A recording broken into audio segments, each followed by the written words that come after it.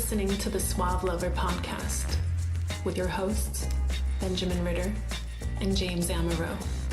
SuaveLover.com, advising gentlemen on the art of romance. Now sit back, relax, and enjoy today's episode.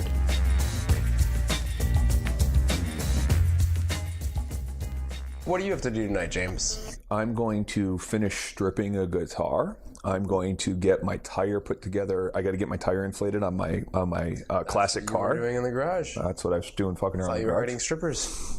I'm using paint stripper on the guitar, but I'm not hiding any. And all the bodies go in the base. What are you doing tonight?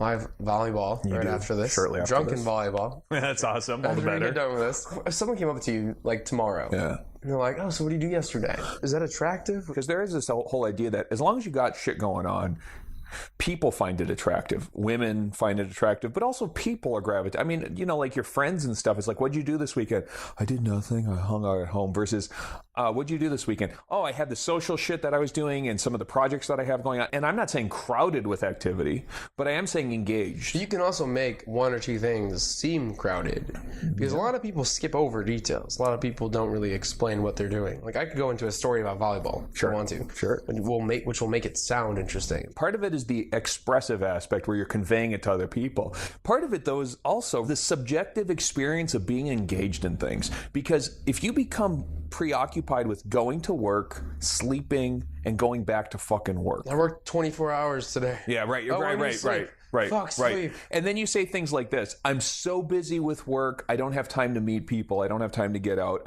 If you can be subjectively engaged in an activity where you feel like immersed and you can get into your flow and stuff. I do the guitar stuff because it's woodworking and it allows me to go mindlessly into a very pleasurable state, a subjective flow. Mentally with my hands. That's totally true. Same thing, masturbate. It's completely true.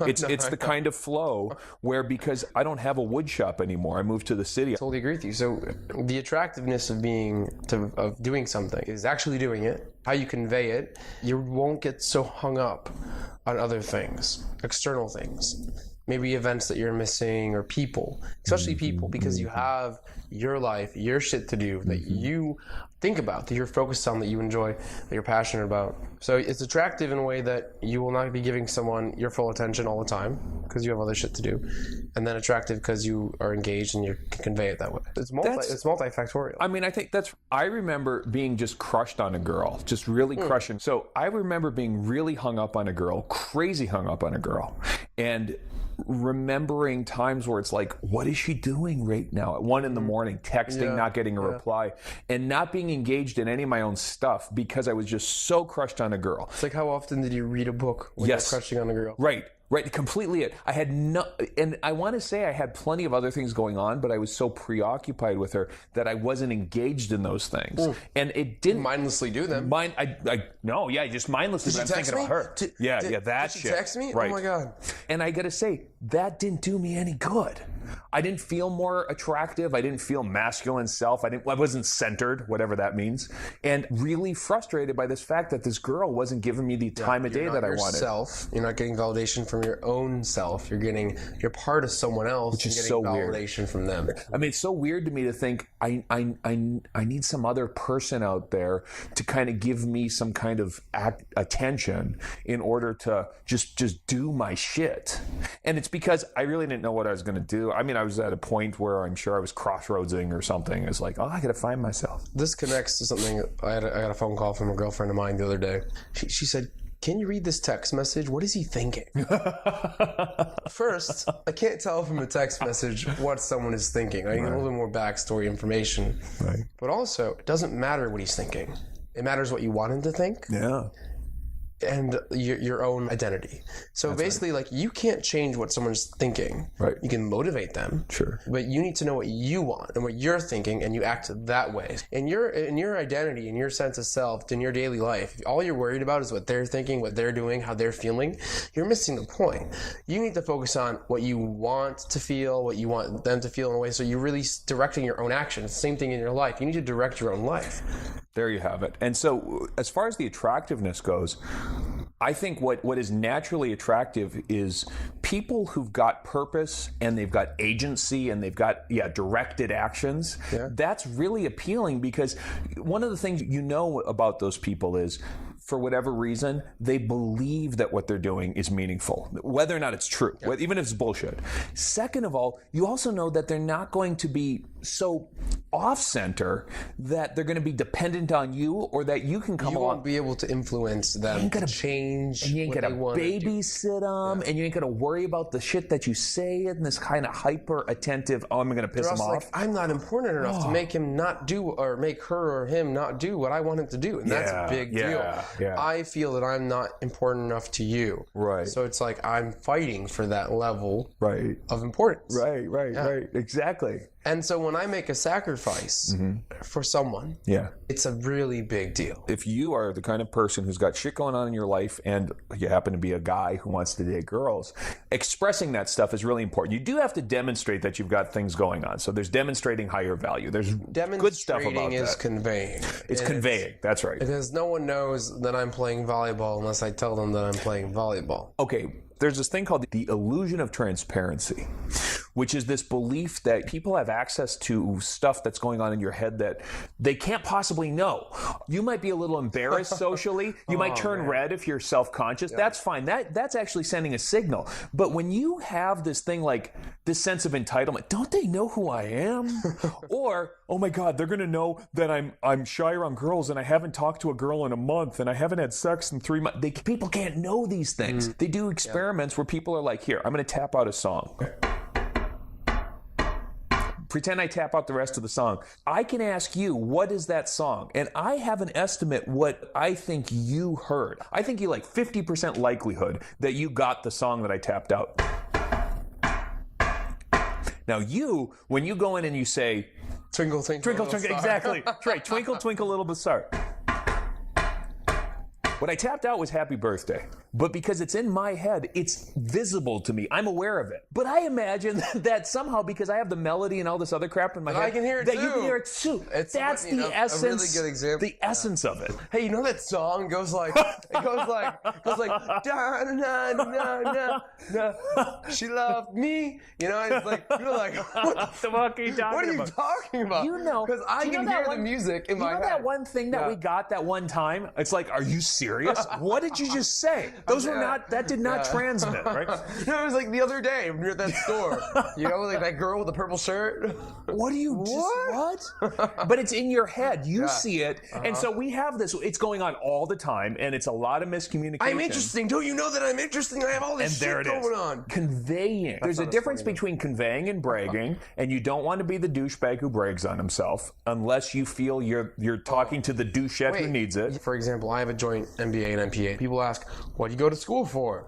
And it felt like I went for health policy administration, a master's in public health and entrepreneurial management, and a master's in business. Fucking hell, it felt like I was bragging, you know what I mean? So it's like, sure. Figure out a way to convey information. That's right. Right, that you feel comfortable with that is still promoting who you are. And so I was just like, oh, you know, I like MPH, you know, like my pussy hurts, and I went for an MBA. And right, that's like, right. Huh? Yeah, and it's like, and so it's a way to convey information that is humorous and fun, but still, you know, raises your social status. Part of what this is a little self-deprecating, so you can convey your social, like you say, raise your status. I'll say, like, I went to a shitty school in the ghetto. Yeah, the University of Chicago is not a shitty school. And it's funny because if you do bother to get to know, then it's like, it's a reveal. But it's self-deprecating because the last thing I want to do is lead in with a fucking credential, a resume. And you make it funny. Yes. If they're fun and worth your time, then you'll eventually come to reward them with information. Right. And that's how you convey information. So suppose that some gal comes up to you and just out of the blue says, you look like you might be interesting. What did you do this weekend? And you start spending your time going, oh, well, I played volleyball. And like you suddenly get into qualification mode. Yeah. That girl has got you on a leash. I'll be like, hon, I mean, I masturbated like 8 times. Exactly. It's not symmetric because you want to do that. You want to be inquisitive and ask people the questions, but you don't want to suddenly jump through their hoops, right? You want to have your own shit going on. And then when someone challenges you about it, you don't play the game. You don't take the bait. Hard to do, by the way. It's the interview mentality. That's right. They asked me a question. I want to impress her. I have to impress her. No. The point is you will eventually impress her. You have to captivate her and make her attractive. That's really the ordering thing. When I'm with the guy, when I'm coaching, when I'm having sex in bed, when I'm coaching a dude, he'll way too often want to make it about him. And the first thing you do in establishing some frame of attraction is express your interest in her and wait until she demonstrates interest in you before you make it about right. She qualifies. Did you not get the 101 memo? And qualifying is basically that. It's when a girl displays interest. She asks you questions. Right. Right. So the sequencing, it's like you get the sequencing out of whack. Louis C.K. has this bit about, my friend comes up to me that goes, if you had a time machine, where'd you go? And he's like, I know, he's just fucking waiting for his chance to say what he wants to say. It's like, don't be the guy who's just doing that, right? I'd be like, fuck time machine. He goes, I don't know, I just leave it, I put my fucking clothes on. I just ignore it. I fucking hate that. I go back 30 seconds and make it so that you punch you in the face before you ask the stupid question. But a lot of people set up this whole thing so they can say what they can hijack the conversation themselves. And don't make it about you.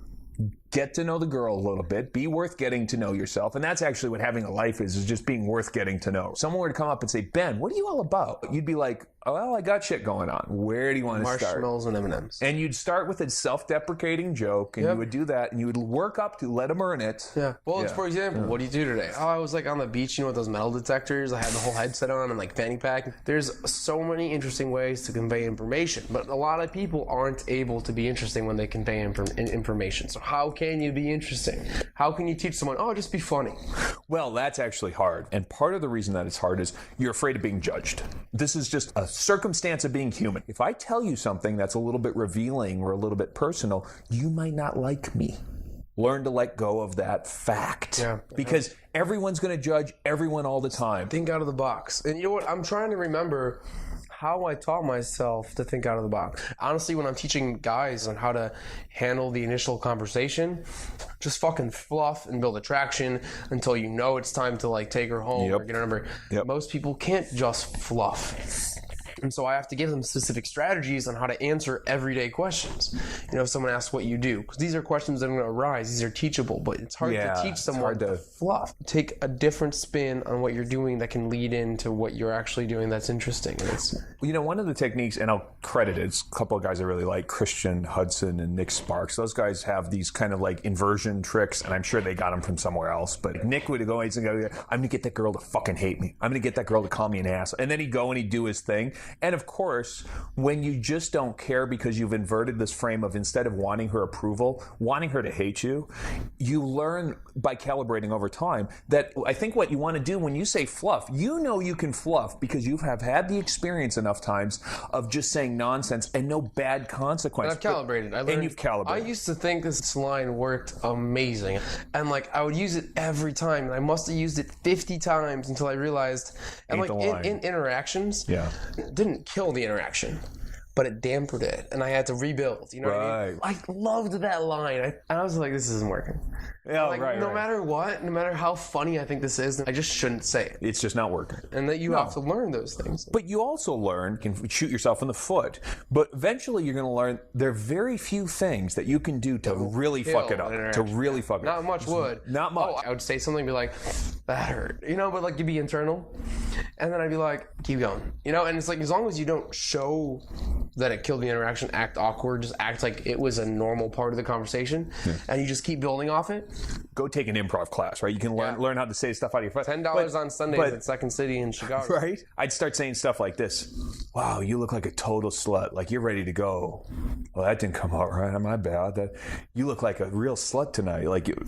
Fuck, why do I keep saying that? Looks like you dressed in the dark today. No, that didn't come out right. I meant to say you're artsy. I'm sorry. And so it's all the reverse insults and all the other kind of stuff that you get. Take advantage of the fact that more than anything, you can basically say anything, including some of the rude shit. And of course, every now and again, you're going to get a really thin-skinned girl. I say horrible rude shit to people, and it doesn't matter. But you do it because of the way your delivery, because you're smiling and you're enjoying yourself and you're having fun. And when you do fuck up, when you do hit the girl whose mom just died that morning, you couldn't have known it, when you do say the wrong thing. You handle yourself with a certain amount of grace under pressure. There were 2 girls at a bar the other day, and I told them I was a gynecologist. Yeah. But I work at a hospital. Semi-true. Yeah. And I'm like, let me see your pussies. Did you shave today? Ratchet things that were said. Yeah. One girl spread her legs, put her legs around my head. The other girl's like, fuck this asshole. I'm like, listen, didn't mean any inappropriateness, but really you need to schedule your next appointment because it smells kind of bad here. and she got angry and she walked away. Yeah. She came back and again, it just eased off and it brushed off because I then softened it up a little bit and I focused a little bit on her. Maybe she felt a little offended. I wasn't paying her as much attention. And so there's ways that you can calibrate an interaction that. Now we have a mutual friend who will, when he handles a setback like this, he will escalate. He will turn it into. He will push the red button. Yeah. The first chance he gets, he will go nuclear, and that's okay. But you know what? And it's funny. It's fun to watch, but it blows up. But the problem is, it doesn't work. Nope. He doesn't convert. While he's having fun and is confident, he hasn't calibrated because he doesn't want to. I mean, he just doesn't care. So balance between actually not caring, which is great, and being effective, which you might as well try being effective from time to time. Yeah. And so it's hard to tell a guy like how much of an attractive guy you are. You have to just try it. Over time, you'll learn how to display how attractive you are and what you're doing. Here's an exercise, and it works for me. I use it pretty regularly when I take someone out, is find one thing that you really give a shit about, like you're passionate about. I don't care if it's World of Warcraft. I hope it's something more entertaining. Gummy worms. And the whole goal for the night is to find that one thing. And it should be something that some people relate to. And you have to convey the enthusiasm. Yeah, that's what you're going for. So even if it's boring politics, I remember a guy who was talking about Ron Paul. That was his thing. Ron Paul during the election. He cared about libertarianism. He just cared. Well, it's funny because you're so very intellectual about a lot of stuff, but Ron Paul, you care. So let's get you to chat people up about Ron Paul. And we did, and it got him through so much stuff because he was looking for an opportunity to convey a lot of enthusiasm, a lot of spirit. You will eventually learn how to convey your enthusiasm for everything. Yeah. That's the thing is eventually you'll say, oh, hey, this thing that I'm enthusiastic about, nobody else gives a shit about. There's no social element to it. You find certain things that you do become enthusiastic. And it's funny is that you are studying one of the topics that people are most enthusiastic about. You go to a bar and you talk about anything sex, dating, relationship related, you will have girls captivated. Absolutely. And then you can eventually transition the conversation into different things that you're interested about. Yeah. As well as what she's interested about. How do you make your life interesting? If it isn't already. And most likely, even if it is, you don't know that it is. How do you mean? If you ask a person, what did you do today? He'll say nothing. Nothing. Right. What did you do this weekend? Nothing. Really? You sat at home all day and did nothing? In the dark. Yeah. No. Yeah, no. You didn't. No, you didn't. So figure out how to communicate your interests and your hobbies. Absolutely. Not convey, but realize that your life is interesting. If you did, in fact, go to work, go to sleep, go to work, go to sleep, what can you do to disrupt that pattern, that really easy to get into rut? Well, in a recent article I wrote about top places to meet people in Chicago on Examiner, talked about social sport teams, talked about street festivals, it talked about music festivals, food markets, a variety of activities. And so you really have to find something that you can do that isn't part of your professional life during your day. Anything that you're interested in. There are so many people that are part of my volleyball league that actually were just single entries, single signups. If you have an interest in something or a curiosity, you're entitled to pursue it. And I don't know what kind of permission people are looking for, but it's like, if you care about a band, go to the bar. If you care about volleyball, go to the beach. Google it. Just, you're entitled to pursue your interest. But and here's the excuse. How do you find your interest? Well, let's pretend you do. Just for now, let's pretend you do. How in fuck do you make the excuse, well, nobody else I know is doing it? Because I've gotten that plenty of times. I don't know anybody there. You are entitled to go stag, to find things to do in your life. You should go stag. You should initiate this stuff. I recommend always going stag. By the third time, you'll be a familiar face. By the 5th time, you'll be a regular. Go to these sports events. Go to the improv class. You will find the group. As a bartender, I see a lot of faces. Once I see a face more than 3 times, I feel like I know them. I know, it's fine. I don't know their name. Right. But I see them and I go, oh my God. Right. How are you doing? Nice to see you. What's going on? Great to see you. I love seeing a familiar face. Yeah. Like, tell me everything. Right. There's a psychologist. Again, I love my science, right? There's a psychologist, Zients. He's dead. Robert Zients. It's a great, Robert Zients had studies on mere familiarity creates liking. And what they did is they showed people Chinese characters, the symbols, because we can't read them. Most Westerners can't read them. And what they found was that merely by having been exposed to them in a previous set of studies, people found them more appealing, more mere familiarity. Yeah. Mere exposure creates liking. Huge. It's fucked up. That's why you end up marrying people you work with. Proximity, you start hooking up with your coworkers. It's even if you wouldn't think she was attractive on the street. Nope. So mere familiarity, become a familiar face. Be a regular somewhere. Build your hobbies, build your interests, build your life. If you're sitting in a bumblefuck town in cornfields... Oh, well then it's no problem. You just go out shooting. How do you be unique? You ain't got to be unique. You just got it because everyone... You just got to be. Yeah, it's got to be. You got to be engaged. I went down by the bay today, and I went shooting. I spent fish and duck. And I spent a couple of days in Amarillo, Texas, on the North Panhandle, and chat up with the people. Just thought as I was passing through, and what I got from them was this is like at the time the teen pregnancy capital of the United States, right? And it's because there's nothing to do but go to the bar and drag race your truck. And you know what? They're cool about it. They're just very self-aware, and they're, like some of them, kind of self-deprecating. It's not whether or not you go to church. It's whether or not you go to the progressive church. Or the Baptist. And there's nothing else to do. But they're engaged in what they're doing. A lot of them are just engaged. They hang out at the coffee house. They try to express themselves and figure out What else is there?